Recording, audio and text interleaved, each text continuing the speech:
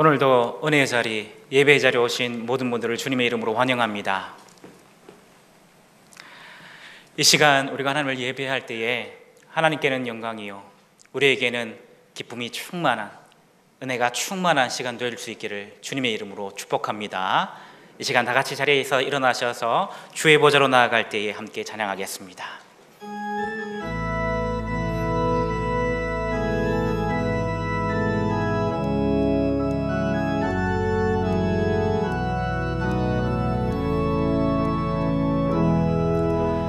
주의 보좌로 나아갈 때에 어떻게 나가야 할까? 나를 구원한 주의 십자가, 그것을 믿으며 가네. 자격 없는 내 힘이 아니, 오직 예수님의 보혈로. 자격 없는 내 힘이 아닌, 오직 예수님의 보혈로. 십자가의 보혈, 완전하신 사랑, 힘입어 나아갑니다. 십자가의 보혈, 완전하신 사랑, 힘입어 예배합니다.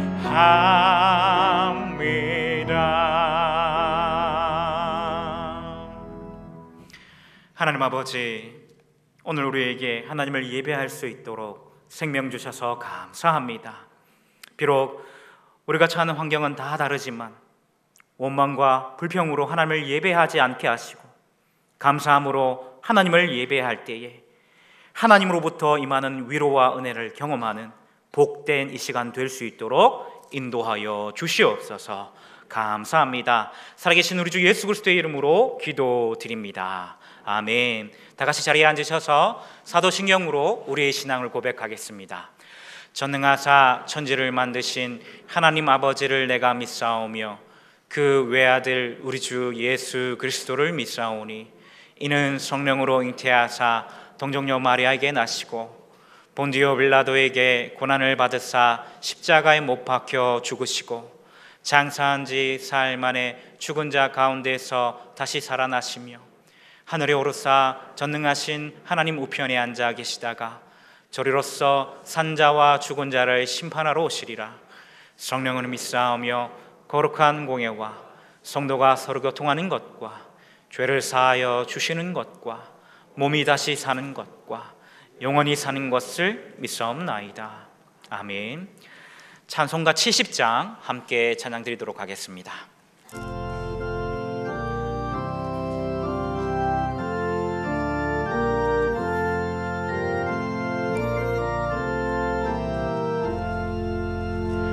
피난처 있으니 환난을 당한 자 이리 오라. 땅들이 변하고 물결이 일어나 산 위에 넘치되 두렵지 않네. 이방이 떠들고 나라들 모여서 진동하나, 우리 주 목소리 한 번만 말하면 천하의 모든 것 망하겠네. 만유주 하나님 우리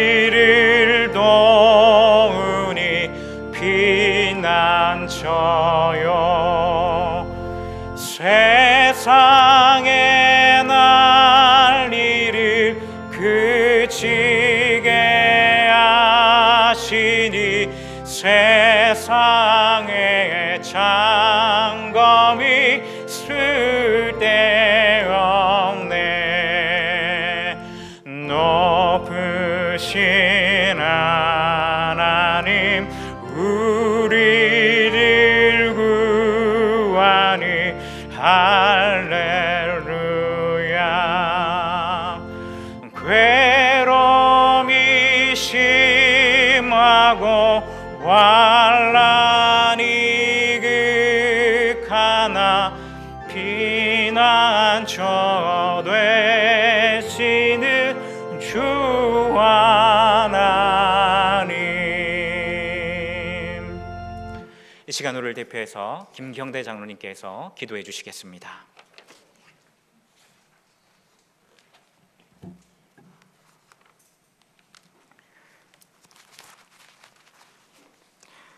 우리의 피난처가 되시고 방패가 되시며 환난 중에 만날 큰 도움이 되시는 하나님께 감사와 영광을 올려드립니다. 지난 한 주간도 사건 사고가 많은 이 세상 한가운데에서도 저희들을 안전하게 지켜보아 주셨다가 주님의 날에 주의 자녀들이 예배로 주님을 찬양하며 감사와 기쁨으로 경배를 드립니다. 신령과 진정으로 드리는 우리의 예배를 받아주시고 은혜 내려 주시옵소서. 지난 한 주간의 삶을 돌아봅니다. 하나님의 크신 사랑을 받았음에도 불구하고 저희들은 하나님께서 기뻐하시는 삶을 살지 못했습니다. 우리 앞에 부닥치는 현실 앞에서 언제나 연약할 수밖에 없었던 우리의 모습을 돌아보며 회개합니다. 이 시간 주님의 십자가 보혈로 깨끗하게 씻어주시고 정하게 하여 주시옵소서. 나라를 위하여 기도합니다. 코로나19가 더 이상 확산되지 않도록 막아주시고 백신과 치료제가 속히 개발되어 안전한 일상생활로 돌아가게 하여 주옵소서. 집중폭우로 인해 삶의 터전을 한순간에 잃어버린 이들에게 긍휼과 자비를 베풀어 주시옵소서. 자연재해 앞에 우리가 얼마나 연약한지를 깨닫습니다. 힘든 가운데 있는 이들 위로하시고 속히 복구될 수 있도록 은혜를 베풀어 주시옵소서. 하나님의 뜻을 거스리는 법을 만들려고 하는 자들의 계획과 음모를 막아주시고 오직 하나님의 공의와 정의가 이 나라와 이 땅에 세워지게 하옵소서. 선교 환경이 너무 어려운 가운데 처해 있는 선교사님들과 그들의 가족을 지켜주시고 수십 년에 걸쳐 닦아놓은 선교의 통로가 막히지 않도록 하나님께서 이 모든 것을 선하게 바꾸시고 다시 길을 열어 주시옵소서. 교회를 위하여 기도합니다. 새로운 리더로 세워주신 담임 목사님께 성령의 충만함을 부어 주시옵소서. 이 교회를 잘 세워갈 수 있도록 은혜를 더하여 주시옵소서. 목사님을 중심으로 온 성도들이 한 마음으로 하나 되게 하옵소서. 다음 세대를 위해 위대한 꿈과 비전을 가지고 기도하는 가운데 계획하는 모든 일마다 아름답게 이루어가도록 은혜를 베풀어 주시옵소서. 교회 사역이 제한된 가운데 주일학교의 여름 사역과 청년들의 여름 말씀 축제 그리고 성경 통독이 진행되고 있습니다. 이를 통하여 우리 모두가 은혜 받고 주님과 더 가까이 동행하는 주님을 알아가는 좋은 기회가 되게 하여 주시옵소서. 경제적으로, 육신적으로, 영적으로 힘든 성도들이 있습니다. 그들을 일으켜 세워 주시옵소서. 성도들의 가정과 일터에 하늘의 크신 복을 물붓듯이 부어주시고 가정의 모든 기도 제목들이 주님 뜻 안에서 응답되게 하여 주시옵소서. 특별히 코로나19로 인하여 힘겨운 삶을 살아가는 저희들을 붙드사 미래에 대한 불안보다도 주어진 하루하루를 감사하는 마음으로 하나님만 바라보며 주의 자녀답게 당당하게 살아가도록 우리를 인도하여 주시옵소서. 말씀을 들고 다니에서 신 목사님을 성령의 권능으로 붙드시고 하나님의 말씀이 선포될 때마다 주님의 크고 놀라운 뜻을 깨닫는 은혜의 시간이 되게 하여 주시옵소서. 한 주간도 살아갈 때에 받은 말씀이 능력이 되어 우리 일상의 모든 것을 뛰어넘는 큰 힘이 되게 하여 주시옵소서. 예배를 돕는 모든 손길들을 기억하시고 우물들이 헌신할 때마다 새롭게 하시는 주님의 은혜를 누리게 하옵소서. 예배의 신용을 주님께 의탁하오며 우리를 너무나 사랑하시는 예수님 이름으로 기도드리옵나이다. 아멘.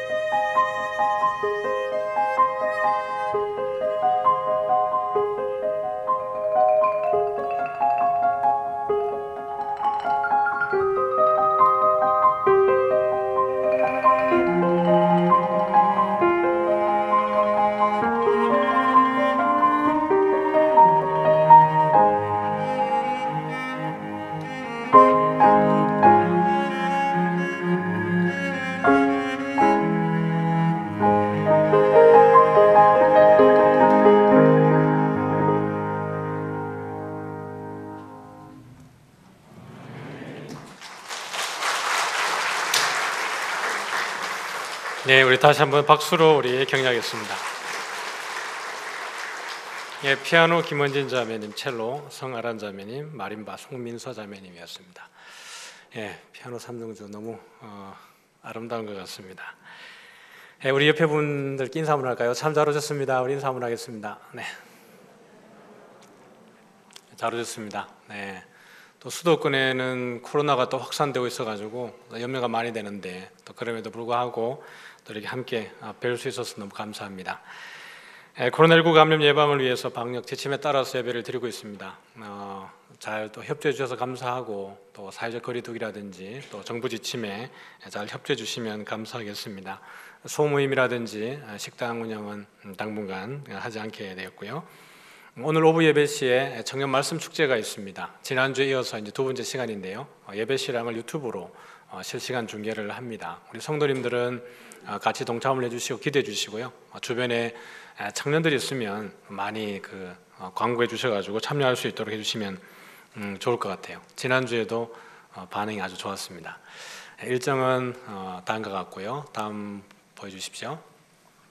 잠시 후에 동영상 광고도 하겠지만 부서별 여름 사역 대체 프로그램을 진행하고 있습니다. 주일을 중심으로 가정에서 이루어지고 있는데 현장에서 지금 못해서 교육자들과 교사들이 여러모로 애를 쓰고 있습니다. 여러분들이 격려 많이 해주시고 또 기도해 주시고 특별히 우리 교사분들 지치지 않도록 그리고 학부모님들이 이제 이 자리에 계시면 관심을 많이 가져주셔서 격려도 많이 해주시기를 바랍니다. 이번 주 휴가입니다. 이규철 목사님, 이서연 전사님. 지난주 우리 교육자들 또 휴가 갈 때 우리 성도님들이 이모티콘도 많이 보내주셨다 그래요. 기프티콘 보내달라 그랬는데, 네.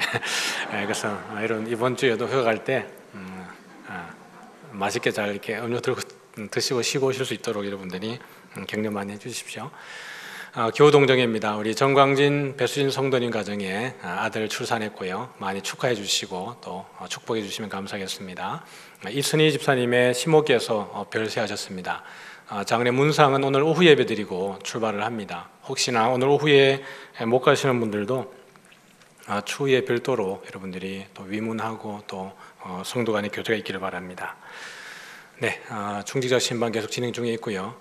이제 제가 이제 신방하면서 우리 장로님이나 다운수 집사님, 권사님들 신방할 때 물만 준비하라 그랬습니다. 물만.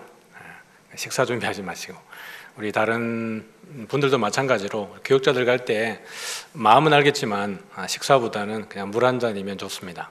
왜냐하면 또 어떤 분들은 잘 대접하고 싶어서 잘 대접하지만 또 그런 것 때문에 신방을 못 받는 분들도 계십니다. 누구 집에 갔더니 또 잘 대접했는데 우리 집에는 대접할 게 없어서 신방도 못 받겠다 이런 분들이 계실 수 있기 때문에 오히려 성도님들이 물 한 잔 있으면 누구든지 신방 받기에 부담 없고 또 방문하는 교육자들도 부담 없이 신방할 수 있습니다. 그러니까 온 성도들은 신방을 받으실 때 물 한 잔 딱 이렇게 준비해 주시고 그렇게 부담 없이 신방을 받으시면 될 것 같습니다. 이 시간에는 우리 교회학교 부서별 대체 프로그램에 관한 광고 영상 같이 보겠습니다.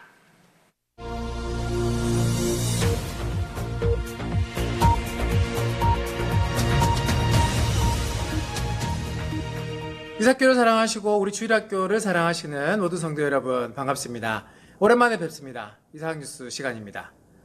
올해는 코로나 때문에 모든 주일학교 부서의 여름 행사가 취소되었습니다. 참 안타까운 일인데요. 그래도 각 부서에서는 대체 프로그램을 준비하는 가운데 있다고 합니다. 우리 그 준비 현장으로 함께 가보실까요? 고고고! 여러분 안녕하세요. 우리 미치학 부서는 특별한 여름 행사는 없지만 매주 특별한 예배를 드리고 있어요. 신나는 찬양과 맛있는 하나님 말씀을 먹고 쑥쑥 예수님을 닮은 어린이로 자라가고 있답니다. 우리 미치학 부서를 위해서 많은 기도와 응원 부탁드려요. 초등일부 촬영 현장에 나와 있는데요. 안녕하세요, 전사님. 네, 안녕하세요. 네, 이번에 초등일부는 뭐 하나요? 네, 저희는 4주 동안 믿음의 씨앗을 심어요라는 주제를 가지고 사도신경 학교를 열 거예요. 그래서 첫 번째는 사도신경은 뭐예요? 그리고 두 번째는 성부 하나님을 믿습니다. 세 번째는 나는 예수님을 믿어요. 그리고 네 번째는 성령 하나님을 믿어요라는 주제로 이렇게 진행하려고 합니다. 성도님들의 많은 관심과 기도 부탁드립니다. 센터 2층 현장에 나와 있는데요. 뭔가 문 안에 불도 켜져 있고 소리도 나는 것 같은데 한번 들어가 보도록 하겠습니다. 그래서 그런 거니까. 안녕하세요. 네, 안녕하세요. 네. 초동이분은 뭔가 하시는 것 같은데 지금 뭐 하고 계시나요? 아, 네. 네, 지금 현장 예배를 위해서 준비 모임을 갖고 있습니다. 네, 초동이분은 이번에 여름 사역 대신에 무엇을 어떻게 준비하고 계시는지 지금 회의 중이신 것 같은데 한번 소개해 주시죠. 네, 매일매일 자문 쓰기를 통해서 말씀을 읽고 쓰고 창세기 말씀 암송을 매주 하고 있습니다. 온라인 공과를 통해서 하나님 말씀을 배워가고 있습니다. 아, 좋습니다. 저희 마지막으로 우리 진길자 목사님 한마디 남겨주시죠. 네, 저희 다음 세대 주일학교 선생님들이 너무나도 수고 많이 하고 계신데 우리 성도님들께서 격려해 주시고 또 주변에 모든 아이들 보내주셔서 현장 예배가 조속히 회복될 수 있도록 많은 응원과 기도 부탁드리겠습니다. 성경 속으로 여행을 떠나요. 창조, 타락, 홍수, 다양한 모션을 통해서 하나님의 말씀을 깊이 알아가고 또한 주중 활동을 통해서 하나님의 말씀을 실천해가는 그런 초등3부 성경학교입니다. 우리 중등부는 여름 안에서라는 이름으로 프로젝트를 준비하고 있습니다. 말씀을 쓰는 써라 말씀 써라를 통해서 에베소서 필사를 하고요. 그리고 로마서 말씀으로 부모님과 함께 큐티를 하고 나눔을 가지고 그리고 매주 금요일마다 유튜브를 통해서 라이브 방송을 해서 아이들과 함께 교제하고 있습니다. 그리고 마지막으로 설교 시간에 3번에 나누어서 구원에 대한 이야기를 나누고 함께 기도하고 있습니다. 이 모든 프로그램을 통해서 아이들이 함께 구원의 즐거움을 맛볼 수 있도록 기도해 주시면 감사하겠습니다. 안녕하세요, 목사님. 이번에 고등부는 뭐 합니까? 저요? 요거예요, 요거. 저희는 느헤미야 프로젝트를 진행합니다. 느헤미야 프로젝트는요, 성경의 느헤미야서를 우리 아이들이 입체적으로 알고 이 시대에 느헤미야로서 살 수 있도록 도와주는 프로그램입니다. 느헤미야 통독, 그리고 느헤미야 성경 필사, 그리고 꿈을 위한 기도 훈련 및 기도문 작성, 그리고 탤런트 임지규 씨가 이번 주일날 저희 고등부에 오셔서 밥벌이보다 사명이라는 제목으로 특강을 해주시고요. 마지막으로 성경 골든벨로 끝나는 그런 프로젝트입니다. 우리 성도님들, 우리 고등부 아이들이 이 시대를 하나님의 비전을 가지고 하나님의 사명을 가지고 이 시대의 느헤미야로 살 수 있도록 기도 많이 부탁드립니다. 유년영화부와 초등영화부도 대체 프로그램을 진행하고 있습니다. 유년영화부는 하나님의 전신갑주라는 주제를 가지고 지난주부터 9월 20일까지 매주일 예배를 드리고 있고요. 초등영화부는 노아 방주와 아이덴티티라는 제목으로 창조과학 특강과 예배를 지난주부터 오늘까지 함께 드리고 있습니다. 참 어려운 해를 맞이하고 있습니다. 2월부터 시작된 이 코로나가 아직도 기승을 부리고 있고요. 사역에 많은 제약을 주고 있습니다. 하지만 하나님의 복음의 역사는 계속되는 줄로 믿습니다. 우리 아이들이 말씀을 잘 배우고 또 믿음이 잘 자랄 수 있도록 우리 성도님들의 많은 기도와 격려와 관심 부탁드립니다. 오늘 예배 가운데도 하나님 주신 은혜를 함께 기대하면서 나가면 좋겠습니다. 감사합니다. 모두들 건강하세요. 박수 한번 하겠습니다. 네, 코로나 이후에 교회 학교에 대한 대안이 절실합니다.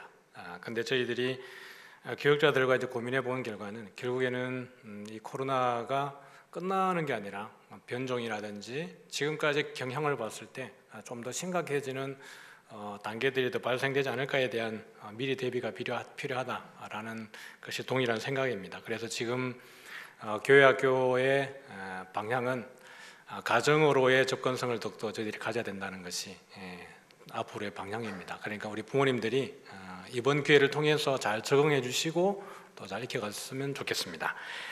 이제 기도하겠습니다. 좋으신 하나님 아버지 감사합니다.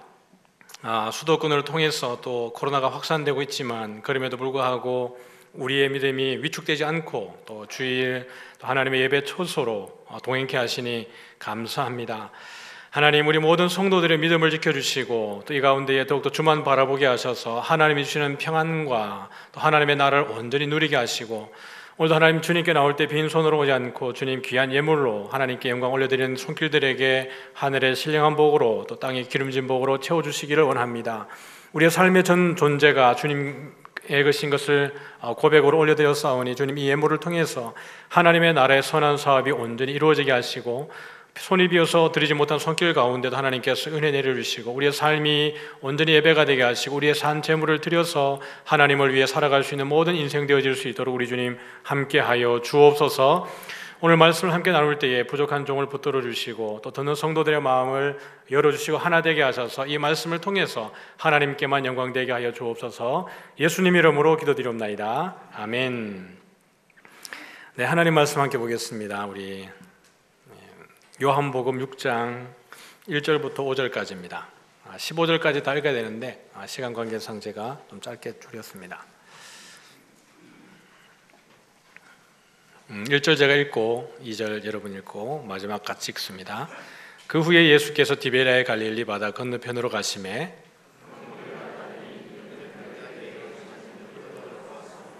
예수께서 산에 오르사 제자들과 함께 거기 앉으시니 예수께서 눈을 들어 큰 무리가 자기에게로 오는 것을 보시고 빌립에게 이르시되 우리가 어디서 떡을 사서 이 사람들을 먹이겠느냐 하시니. 아멘. 네, 오늘 설교를 함께 보도록 하죠. 오늘 미리 보면 중간에 제가 1부 드리고 한 PPT 3장을 좀 줄였습니다.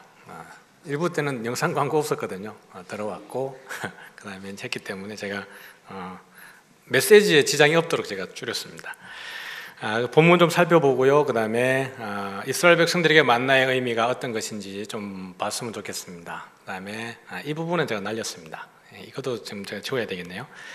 그 다음에 아버지의 뜻, 마지막 날에 우리를 살리는 것과 또 영생과 부활에 대한 이야기, 먹고 죽는 떡, 먹는데 죽는 떡이 있고, 그 다음에 생명을 위한 떡이 있습니다. 그 이야기와 함께 들을 수 있는 자가 복이 있다. 떠나는 자와 남는 자, 어떤 사람이 떠나가게 되고 어떤 사람이 남게 되어지는지 그 이야기를 보게 될 겁니다.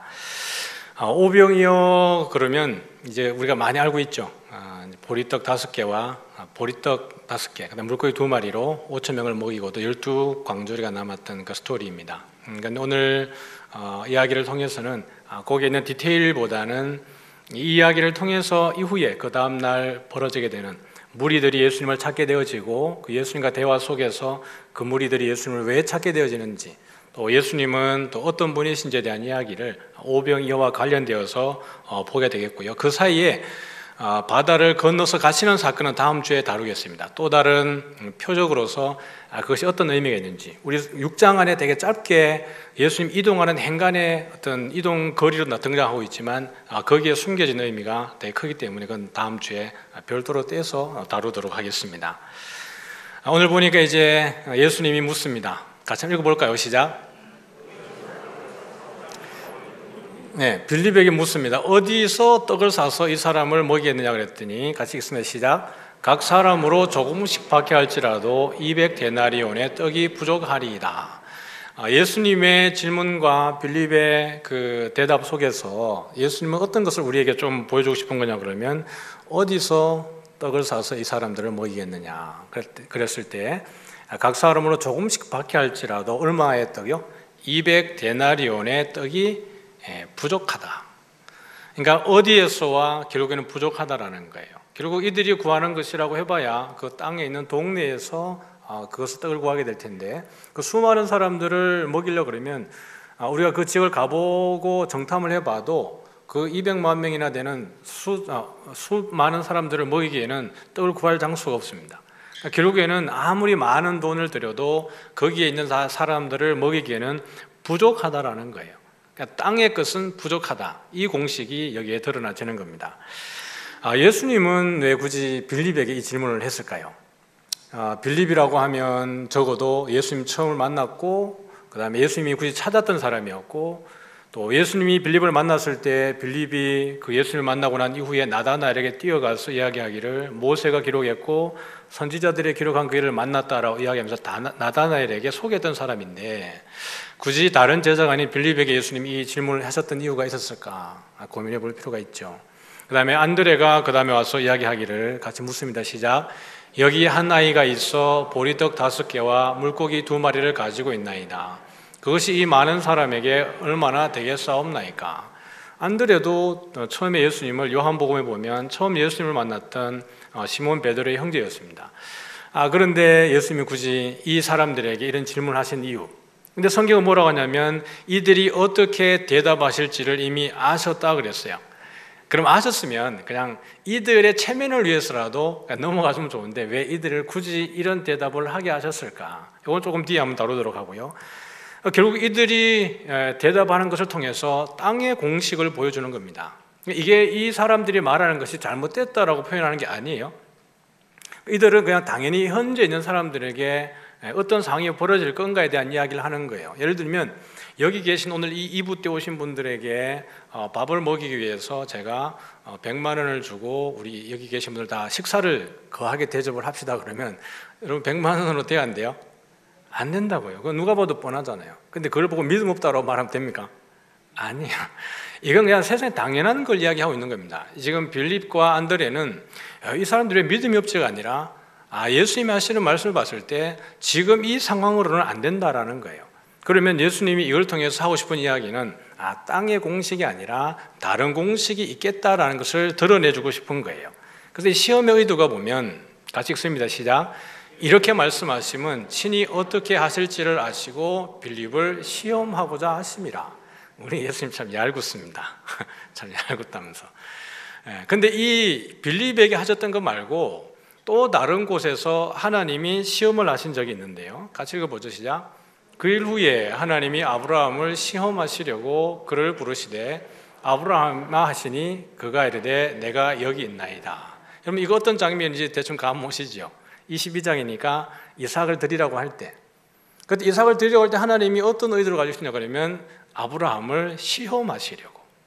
그러면 여기에 시험은 빌립이나 아브라함을 곤란케 하려고 하는 시험이 아니라는 겁니다. 예를 들면 빌립아 너는 아직도 믿음이 없느냐? 또는 아브라함아 네가 진짜 네 믿음이 있는지 내가 한번 보고 싶다. 이런 의도에서 한 게 아니고 같이 한번 읽어볼까요? 시작. 곤란한 상태에 빠뜨리기 위한 시험이 아니라 하나님의 뜻을 드러내기 위한 방편으로서의 시험입니다. 그러니까 빌립이 어떻게 대답할 줄 알았고 안드레가 어떤 상황을 가지고 올 줄 알았기 때문에 예수는 이 상황을 통해서 더 선명하게 땅의 공식으로 되지 않는 것 하늘 공식으로 내가 보여줄게 라는 겁니다. 그래서 결국 이 보리떡 5개와 물고기 2마리를 가지고 왔을 때 예수님이 행하신 것은 뭐냐 그러면 이것을 두고 하나님께 기도하고 축사하시고 난 이후에 떼어주게 되어지는 방식으로 그들에게 나눠주는 거예요. 이 신비한 일들이 벌어지는 거죠.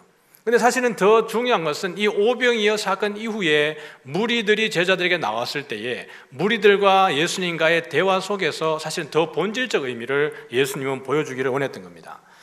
그래서 예수님이 이 지금 가버나움으로 옮기신 거거든요. 그 지역을 옮겨서 왔을 때에 많은 무리들이 예수님을 찾아 나온 거예요. 찾아 나왔더니 예수님이 하신 이야기가 같이 읽습니다. 시작. 너희가 나를 찾는 것은 표적을 본 까닭이 아니요 떡을 먹고 배부른 까닭이로다. 무엇 때문이 아니라고요? 표적 때문이 아니라 떡을 먹고 배부른 까닭이라 그랬어요. 그런데 예수님 분명히 지금 이 얘기를 하시면서 표적이라고 이야기를 하셨습니다. 그러면 오병이어의 기적은 많은 무리들이 봤을 때는 무엇이었어요? 기적이었습니다. 놀라운 기적이었다. 어떻게 5천 명, 그것도 이제 어린아이와 남녀노소를 뺀 거죠, 그죠?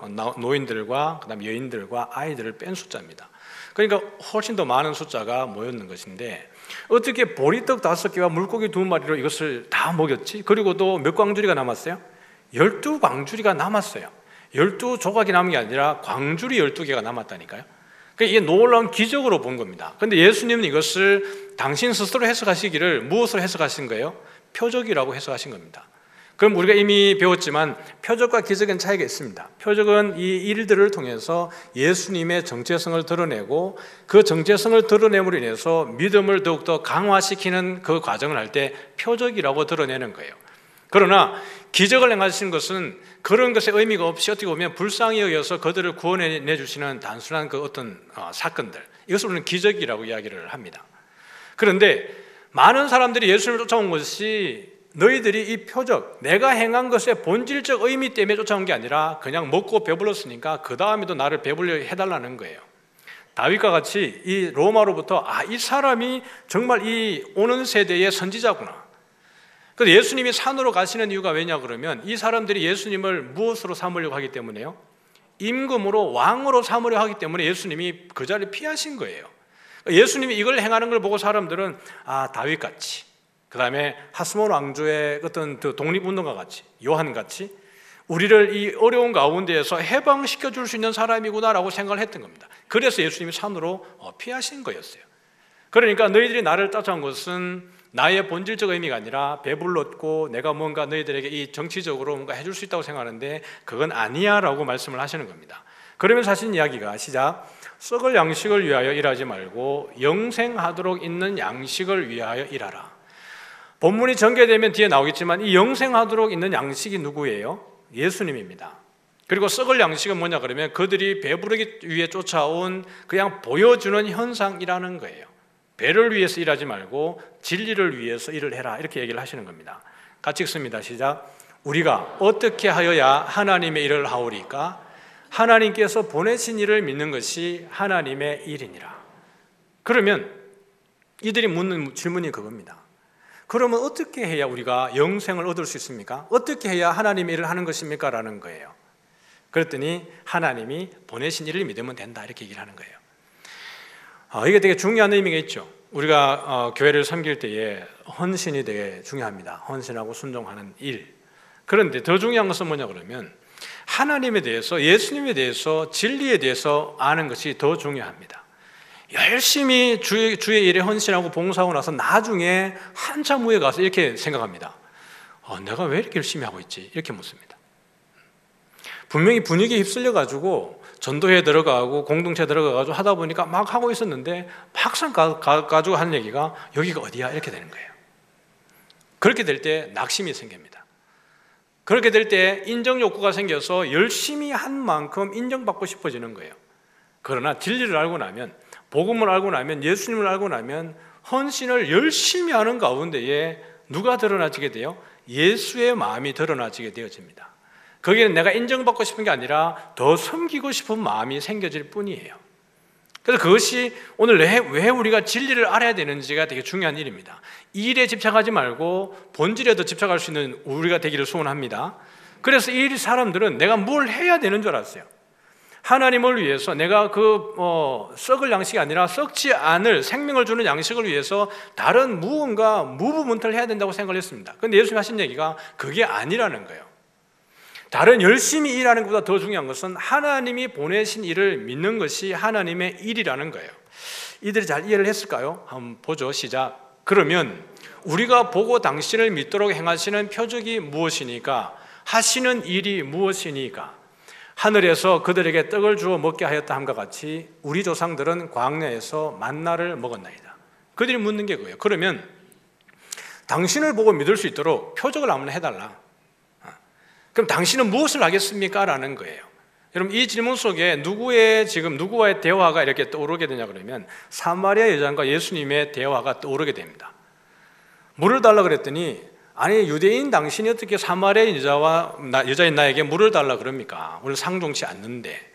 그러면서 하는 이야기가 우리 조상 야곱이 이 우물을 주셨는데 이 우물에서 우리의 모든 가축들, 짐승들, 우리 형제 자매들이 함께 먹었습니다. 당신은 야곱보다 큽니까? 이렇게 묻는 거예요. 적어도 사마리아 여자에게 이 우물은 어떻게 합니까? 영원한 생명수 샘물이었습니다. 그러나 예수님 볼 때는 아닌 거죠. 예수님 볼 때는 네가 그 물을 먹어도 다시 목마르잖아. 그러나 내가 주는 물을 먹으면 영원히 목마르지 않을 거야 라는 거예요. 이들이 묻는 질문이 그것입니다. 그러면 당신이 무슨 표적을 보여주겠습니까? 우리 조상들은 광야에서 하늘에서 내려온 만나를 먹었습니다. 이것보다 더 큰 표적을 우리에게 보여줄 수 있습니까? 라고 묻는 거예요. 실제로 이스라엘 백성들에게 만나의 의미는 시작, 굶주림을 위해 주신 양식이에요. 비같이 내린 하늘 양식입니다. 이건 대단한 거예요.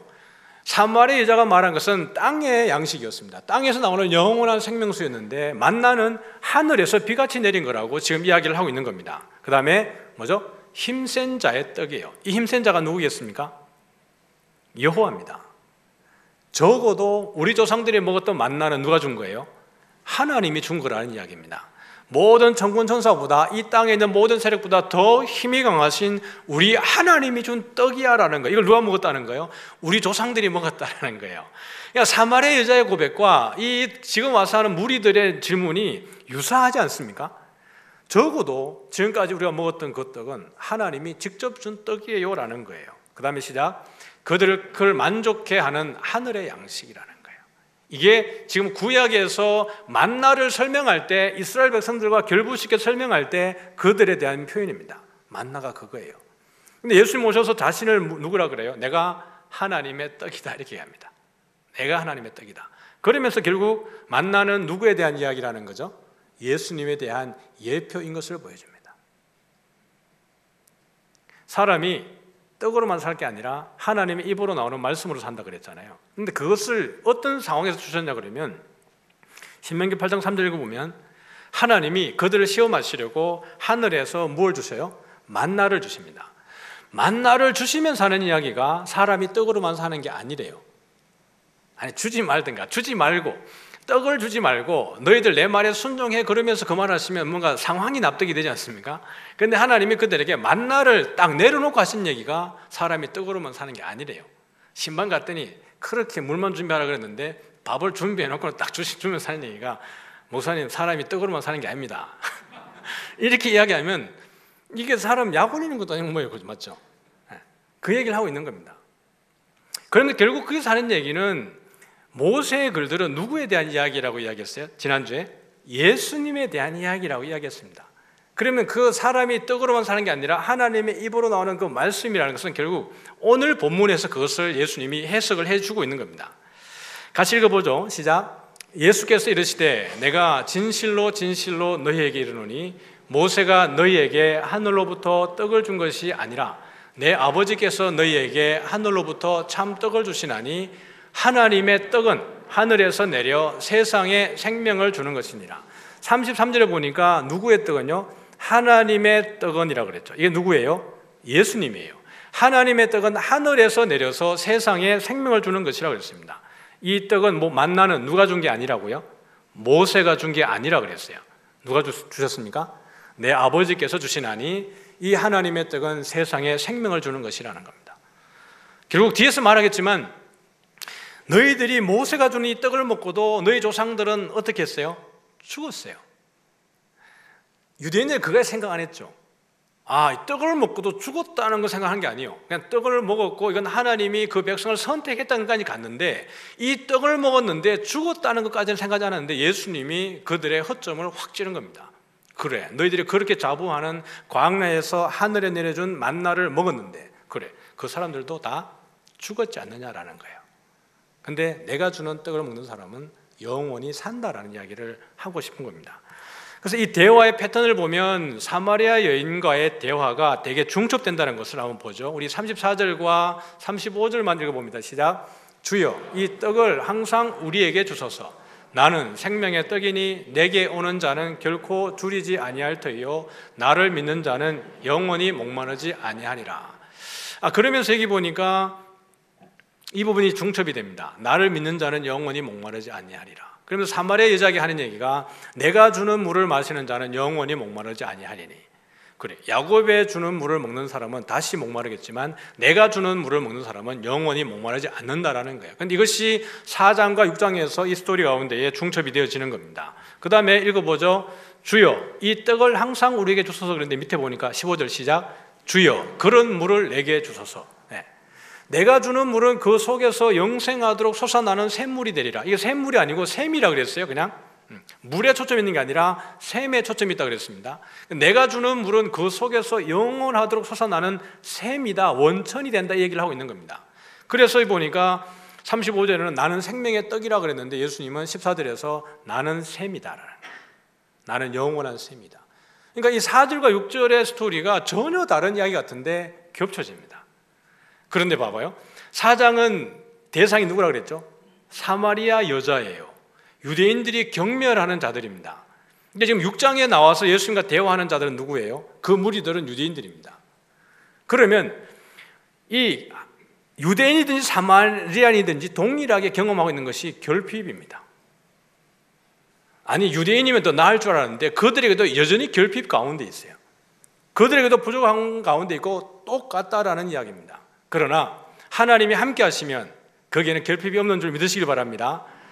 다윗이 말하기를 여호와는 나의 목자시니 내게 부족함이 없으리로다고 이야기를 했어요.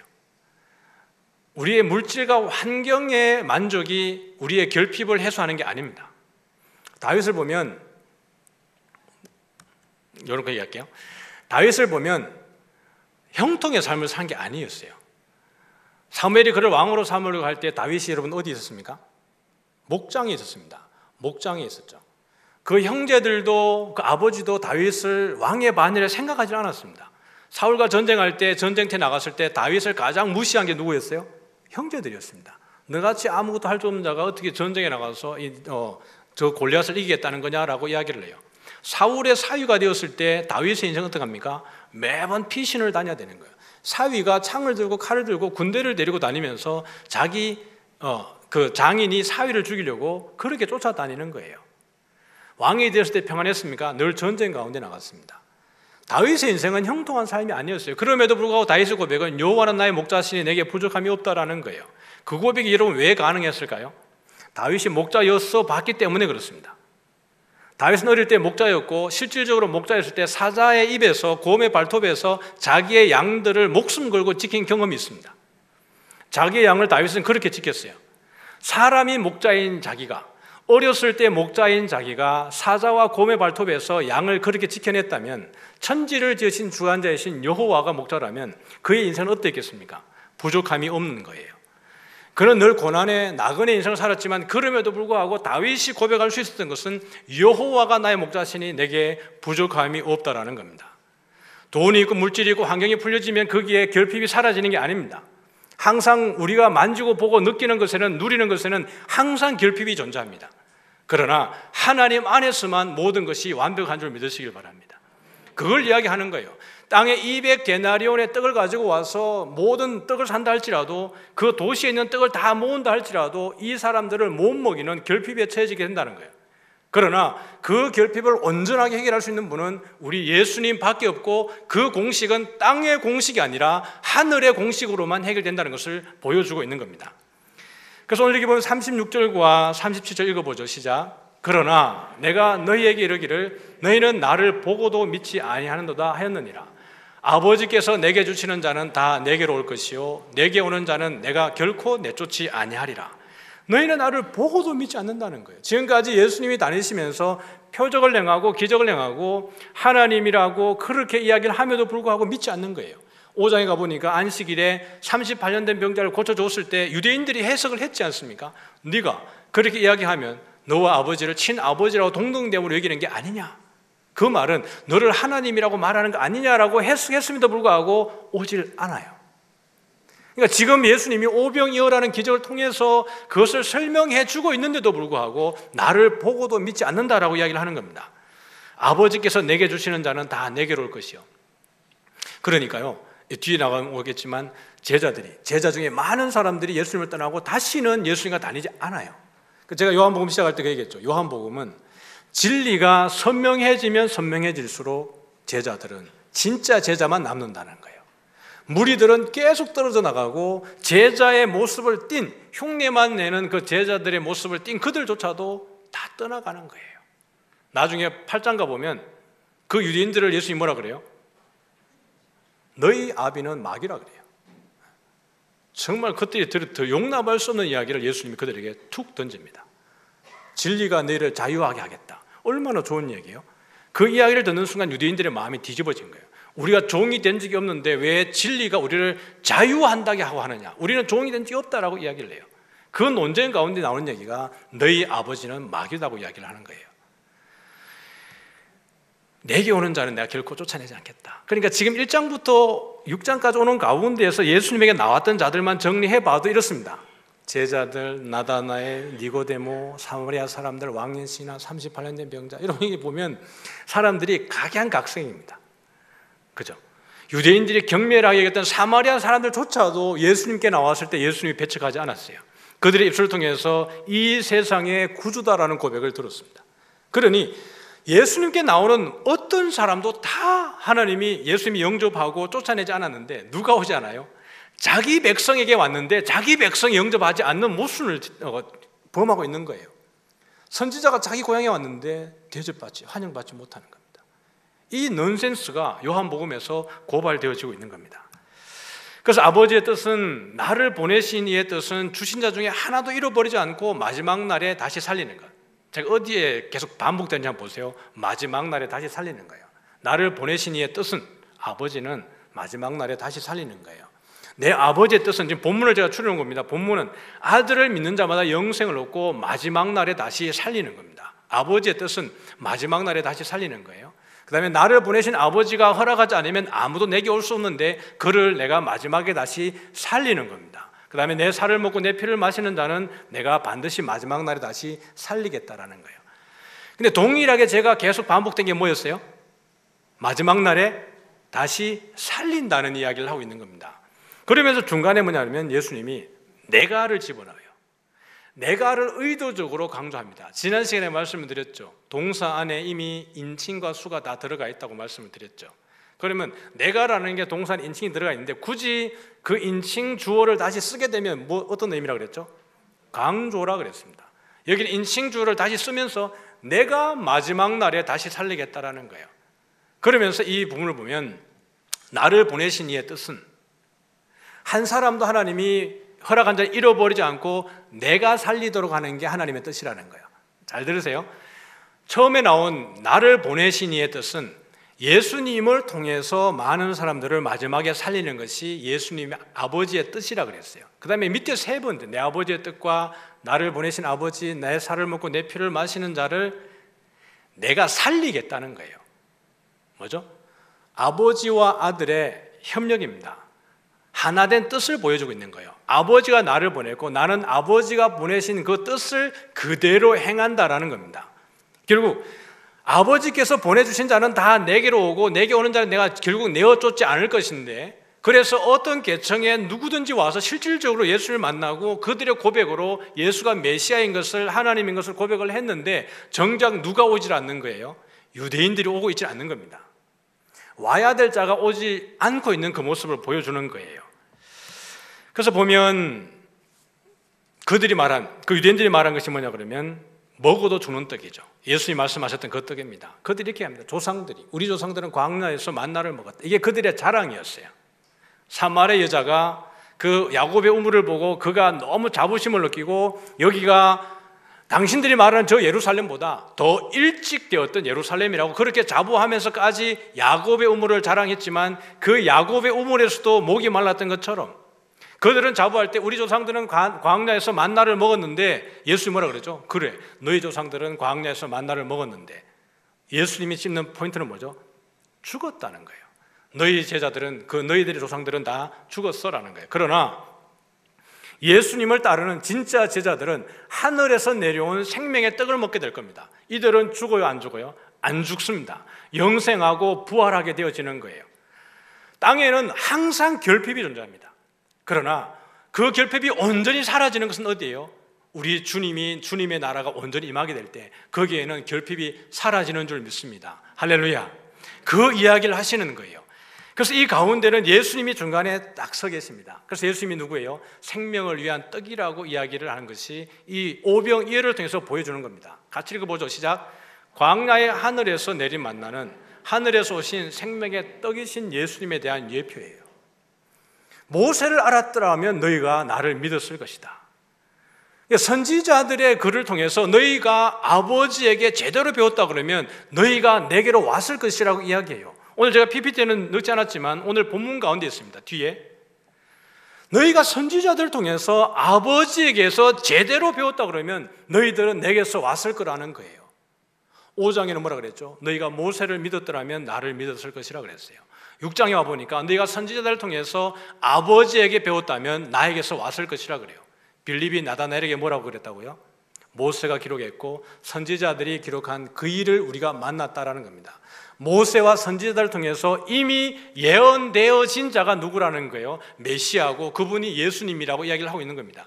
그러나 정작 모세의 율법을 읽고 선지자의 글을 읽고 있는 그 자기 백성들이 예수님께로 오지 않는 거예요. 그러니까 예수님이 그들을 너희 아버지는 하나님이 아니라 누구라고 말하는 거예요? 사탄이라고 말을 하는 겁니다. 말씀을 아무리 많이 읽음에도 불구하고 그 안에 진리를 발견하지 못하게 되어지는 것, 그것을 깨닫지 못하게 되어지는 것, 이것은 슬픈 일이에요. 그래서 다른 모든 일을 하기보다 하나님의 말씀 안에 들어가서 이 말씀이 무엇인가, 예수님이 누군가를 아는 것이 우리에게 더 큰 기쁨인 줄 믿습니다. 옆 사람에게 이렇게 묻습니다. 통독 잘하고 계십니까? 네, 말씀이 능력입니다. 할렐루야. 네. 그래서 이들의 고백이 이런 고백이에요. 시작. 이 말씀은 어렵도다. 누가 들을 수 있느냐? 그 제목을 들을 수 있는 자는 복되다 그랬어요. 실질적으로 이게 여러분 얼마나 어려웠겠어요. 그러나 하나님이 초청한 자에게는 엄청나게 쉬운 줄 믿습니다. 오늘 성경 말씀이 우리가 읽을 때 도무지 어려운 것 같지만 성령께서 우리에게 조명하시면 그 성경이 쉬운 줄 믿습니다. 신학자들이 성경을 막 연구하고 제가 이렇게 막 일주일 내내 이렇게 연구하지만 하나님이 은혜 주시면 저보다 더 탁월한 말씀의 능력자가 나올 줄 믿습니다. 왜 아멘 안 했어요? 아멘 하는 자에게 보겠습니다. 아멘이죠. 왜요? 그래요. 성령이 깨닫게 하시면 다른 가르침이 필요 없다 그랬어요. 그만큼 오늘 우리가 이것이 이들에게 어려운 이유는 이들이 그 모세와 선지자들의 글을 진실되게 보지 않았기 때문에 그렇습니다. 그 모습으로만, 그들의 종교적인 행태로만 그 글들을 이용했기 때문에 그 안에 있는 예수님을 발견하지 못했기 때문에 어려운 거였어요. 사마리아 여자에게 예수님이 어려운 분이었습니까?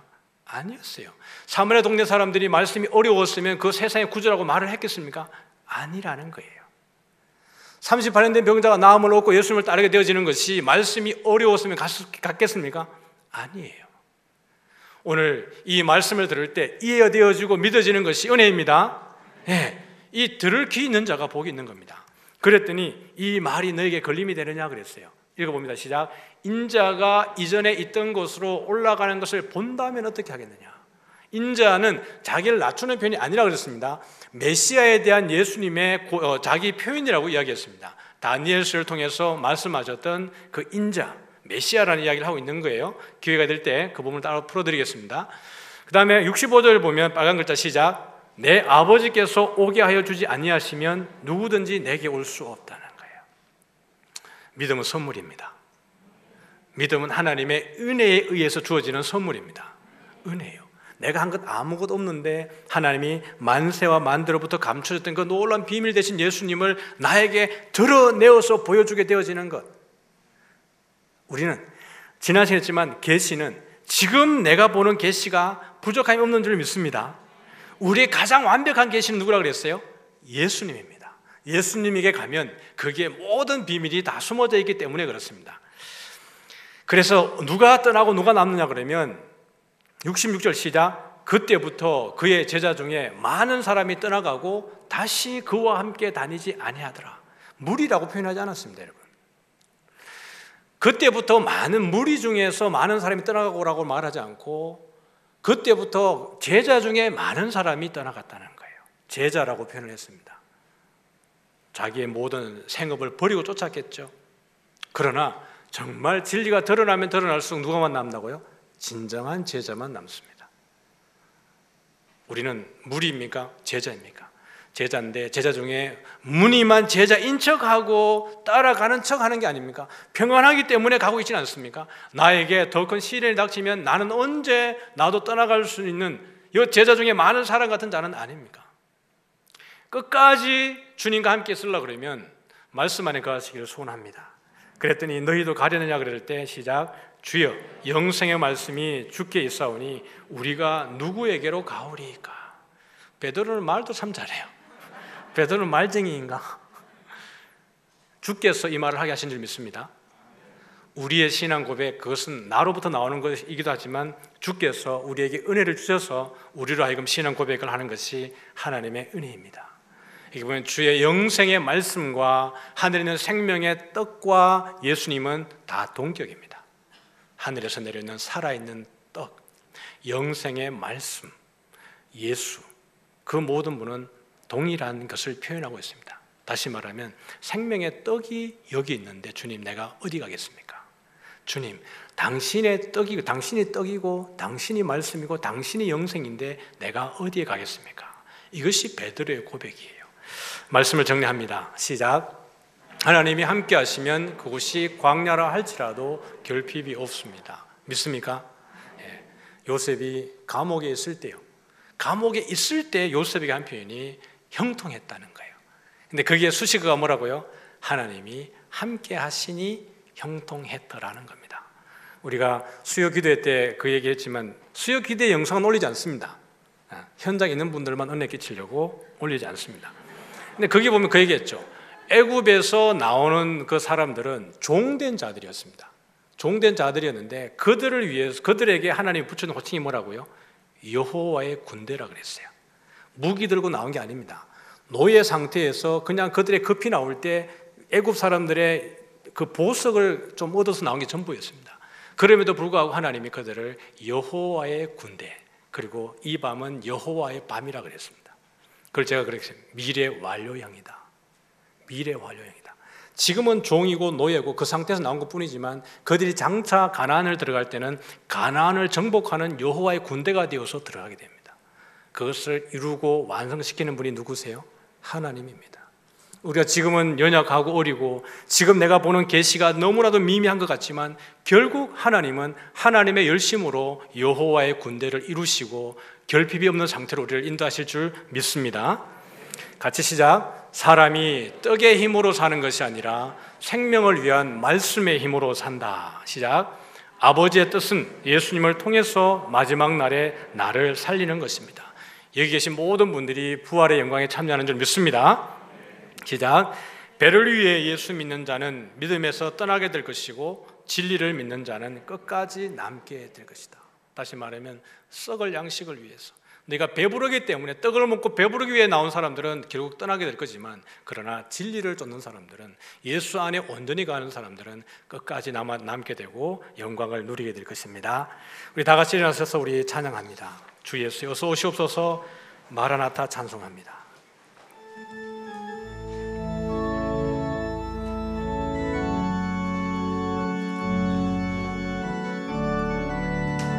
마라나타 주 예수여 어서 오시옵소서. 마라나타 주 예수여 어서 오시옵소서. 땅의 모든 끝 모든 족속, 땅의 모든 끝 모든 족속 주를 찬송하게 하소서. 아멘. 찬송하게 하소서. 마라나타 주 예수여 어서 오시옵소서. 마라나타 주 예수여 어서 오시옵소서. 모든 열방이 주께 돌아와, 모든 열방이 주께 돌아와 춤추며 경배하게 하소서. 우리 주님 다시 오실 길을 만들자. 우리 주님 다시 오실 길을 만들자. 십자가를 들고 땅 끝까지 우린 가리라.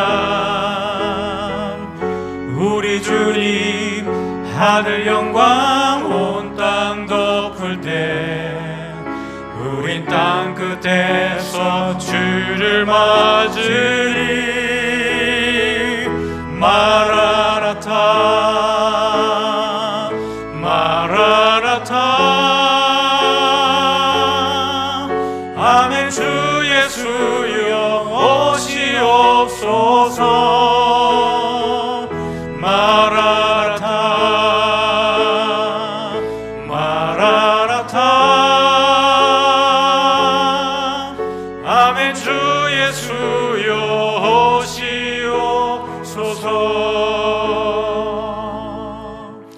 지금은 우리 주 예수 그리스도의 은혜와 하나님 아버지의 크신 사랑과 성령님의 교통하심이 사람의 뜻의 힘으로 살지 아니하고 오늘 생명을 위한 말씀의 힘으로 살아가며 배를 위해서 이 땅에서 썩을 양식을 위해 사는 것이 아니라 진리를 따르며 썩지 않을 생명의 양식 대신 예수님을 쫓아서 한 주간도 그렇게 믿음으로 승리하기를 소원하는 사랑하는 성도들 머리 위에 이제로부터 영원토록 함께 있을지어다.